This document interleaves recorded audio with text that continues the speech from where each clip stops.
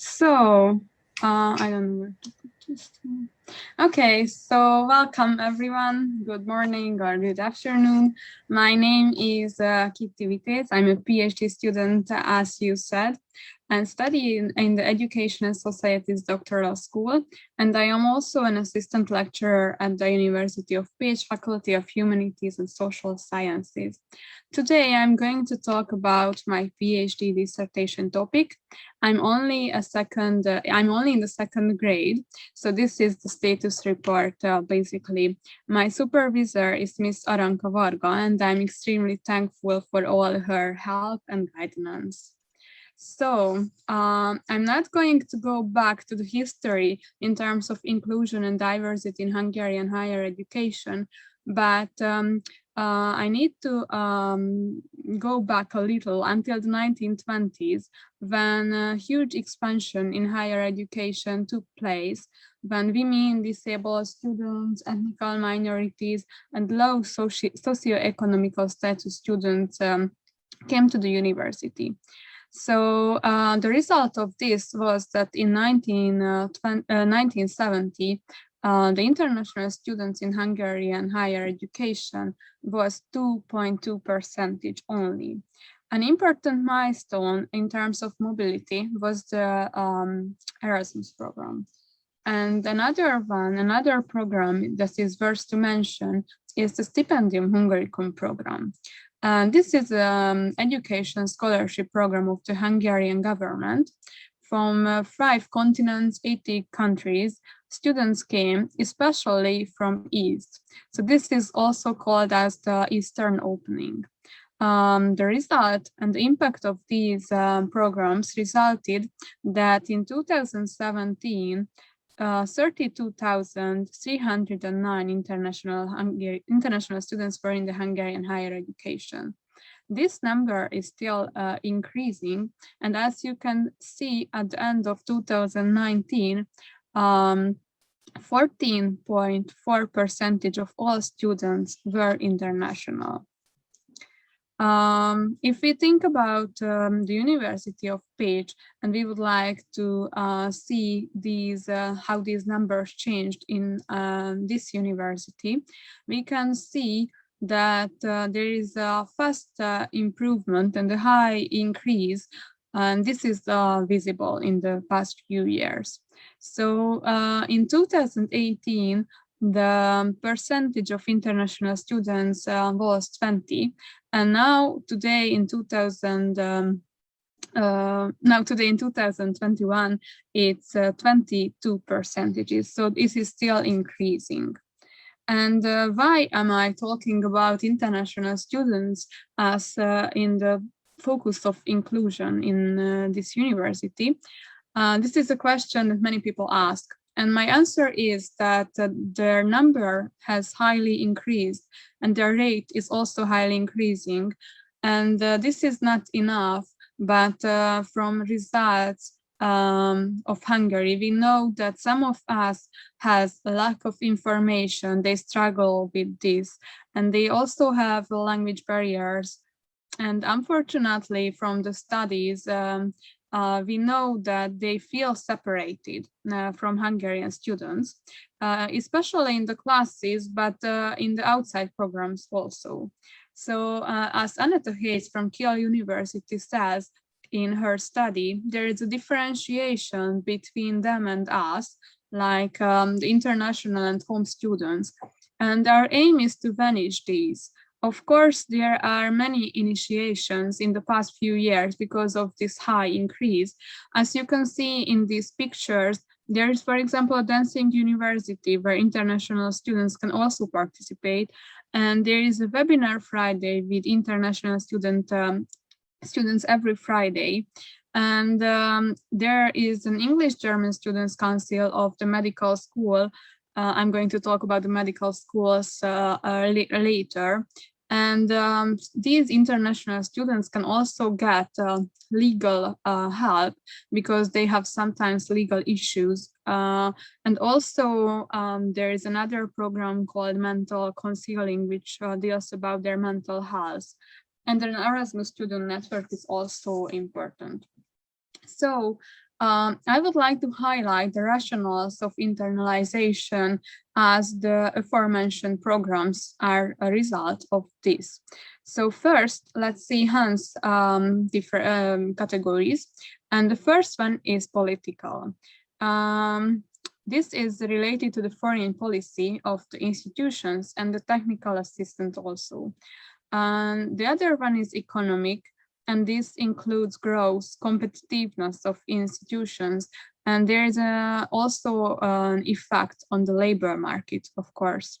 The other one is develop an international and intercultural dimension of research, teaching, and services. And it also has an impact in the improvement of the quality and also in the international academic standards. This was the scientific and academic group.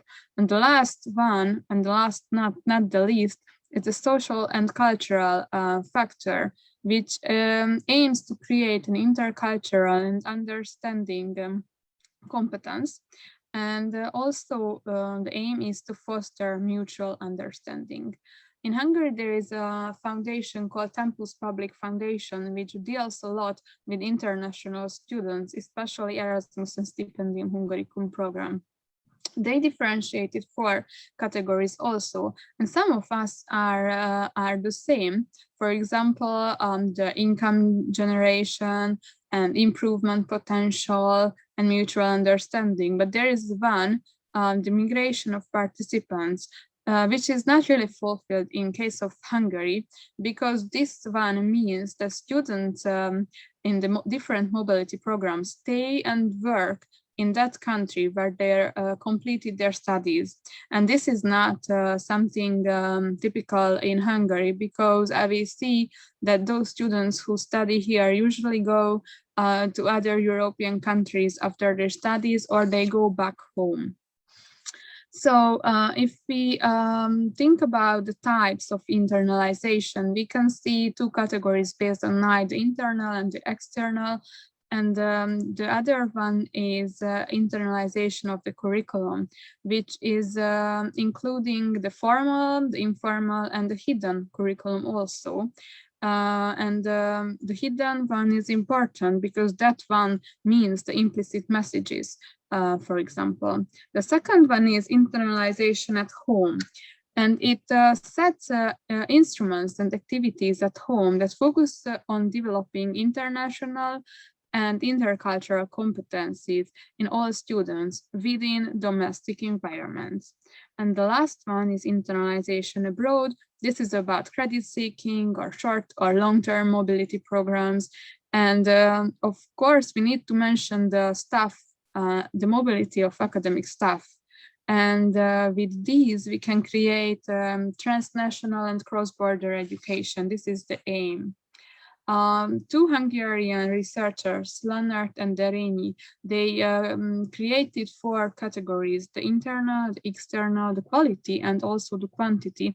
And you can see in this slide that especially the courses, the foreign language courses, are important if we think about internal and quality and quantity side. And for this, the teachers need to be proficient in English. And this is a huge problem in Hungary if we check the results and the different researches. And also for internal sharing of knowledge and internalization of the curriculum is important for quality. And if we look at the external quality one, then as I mentioned before, the staff mobility is important and it needs to be developed a lot. And for this, the teachers need resources, especially time and money is the problem. And the external quantity is the student mobility. We can see that in the last few years, there is a huge increase in the mobility of doctoral students. And also preparatory year is necessary. We see that because for language skills, students need a lot of improvement and preparedness before the first year. So based on this, and the Tempus Public Foundation created scale with 3 phases. The first one is when the international students they don't achieve only less than 5% of all students, and in this case the institution needs to expand the foreign language courses and prepare the staff. In the second one, the number of international students is higher, and the rate is higher, and in this phase, the institutions appear in international networks, and double degree programs also emerge. And in the third one, which is in the University of Pécs, because as I said, 22% of our students are international, the institution starts to focus constantly on the content and the quality. And these institutions mostly have an international strategy that they want to follow.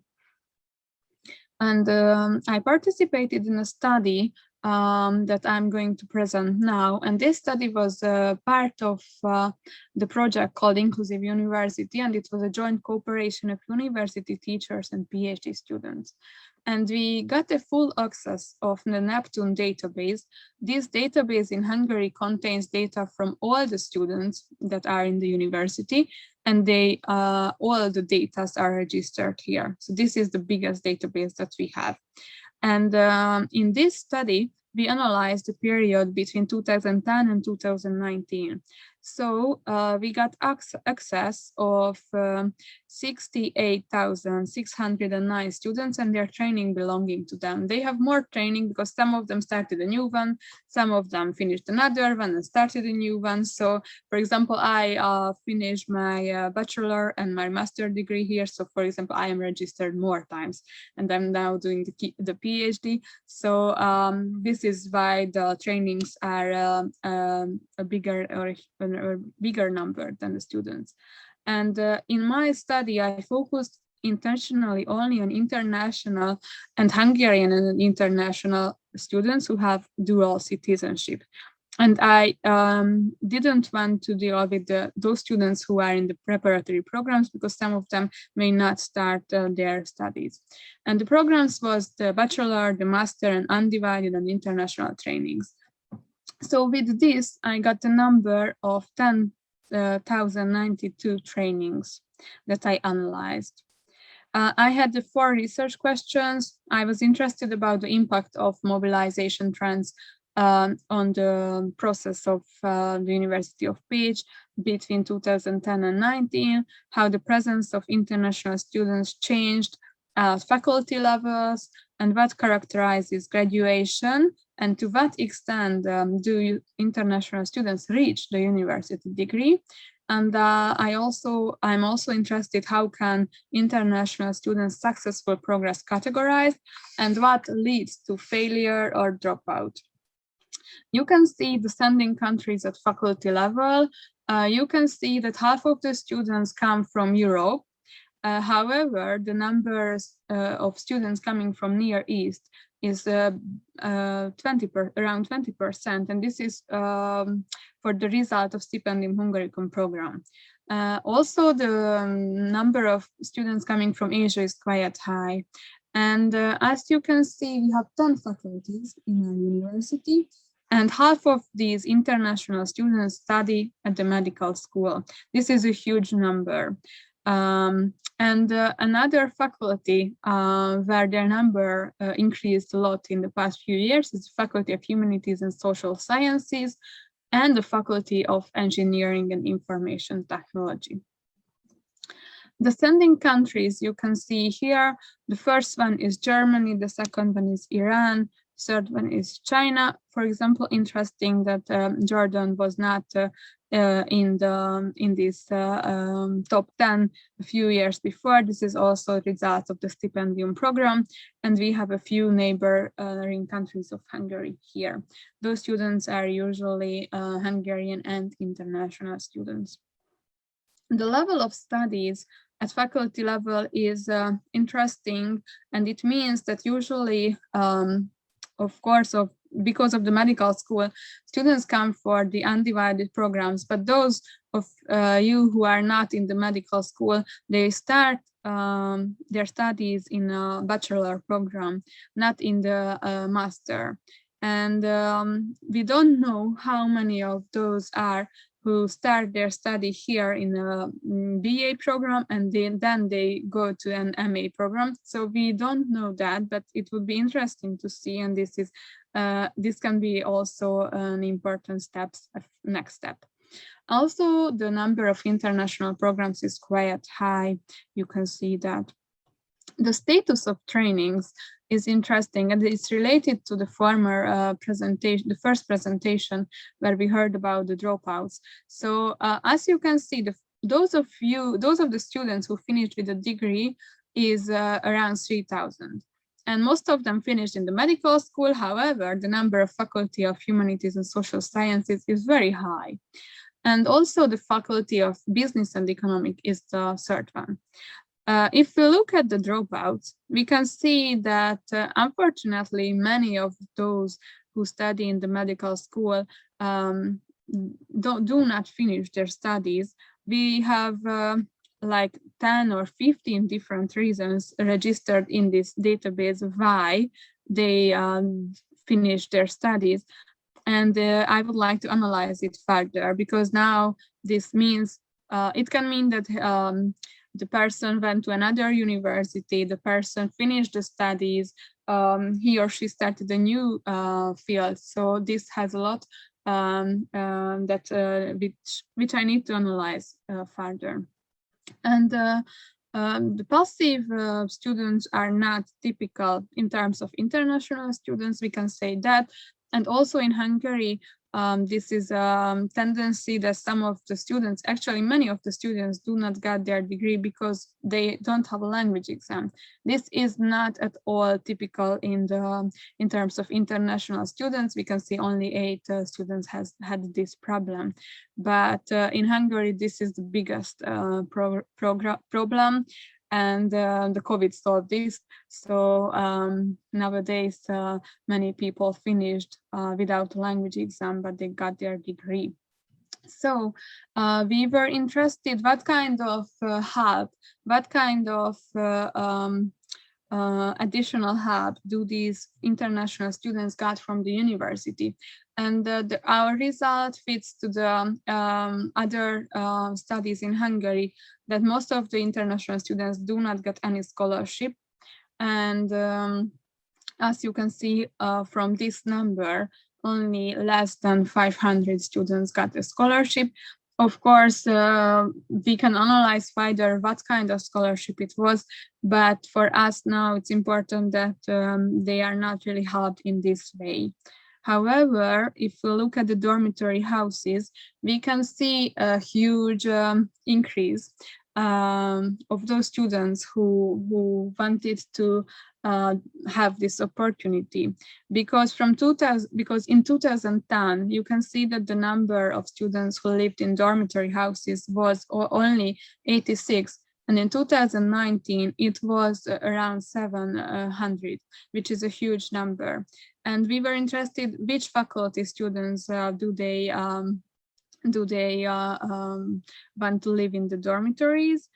And we see that the Faculty of Humanities and Social Sciences is very high.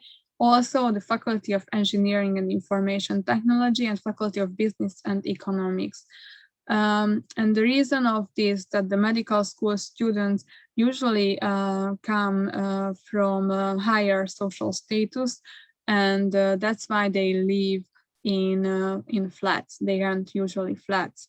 And those of the students who come from East or from the stipendium program, they have many problems with money issues. So that's why they live in dormitories. And from informal sources, we know that this is a huge problem for them, that they do not get enough scholarship from their own countries, and they cannot have a job in Hungary because they don't speak the Hungarian language. So this is something that university or the government should solve.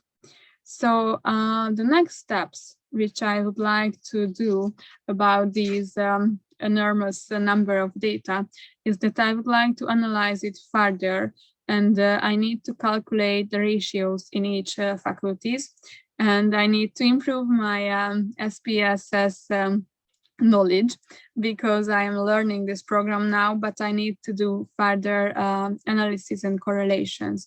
But it's even more important that I would like to conduct a qualitative study for deeper understanding. My aim is to conduct questionnaires and semi-structured interviews with not only international students, but also with teachers and staff.